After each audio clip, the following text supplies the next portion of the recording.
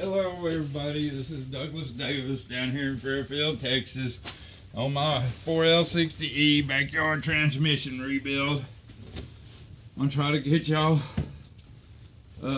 first timers, starters, and everybody a few little hints and ideas of what you're up against.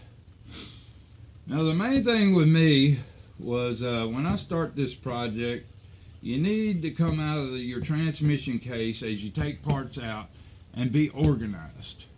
When you start disassembling it, as soon as something comes out, you take the pump part out or you take the yoke out and the electronic switch, and then you come around in the internal parts, put your yoke down, any shims that come off, like I see the plastic stator shim, I see some reverse low clutches over there, little bearings that fell out about that time.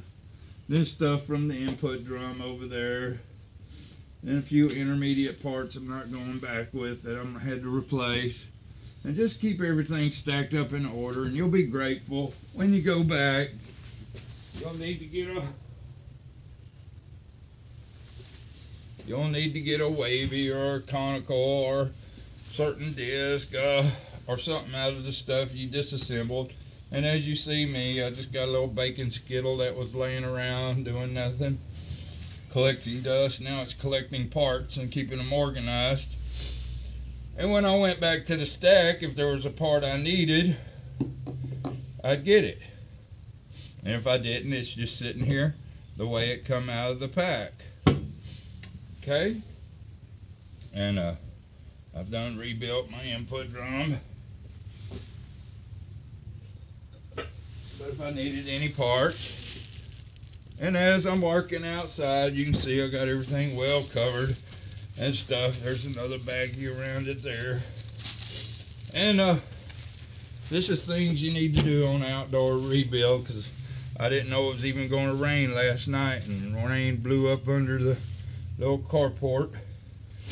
And good thing I had it covered. I wasn't going to cover it, but I did. Just little things like that you need to know. And I can't emphasize it enough. Keeping things in pans and stuff. I showed you a pan there. You can see a pan here. This is a reverse low area of my transmission that is sitting down there. When I started taking it apart, I put it in a pan. Actually, I ran out of room on my step. I just started putting it in a pan. I just tightened up everything. And as you can see, as far as my valve body parts and things go,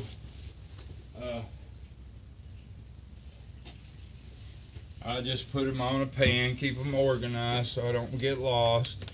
Kept all my bolts in order. These are the parts that just came out.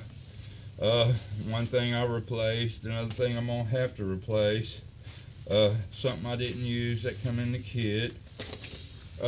Just keep everything in some kind of logical order where you can get to it.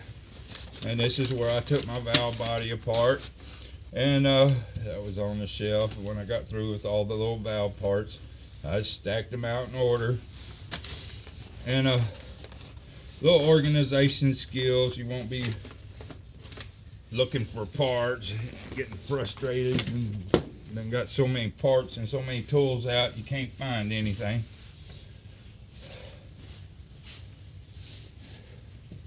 Just figured that'd help you get started till you've done quite a few of them.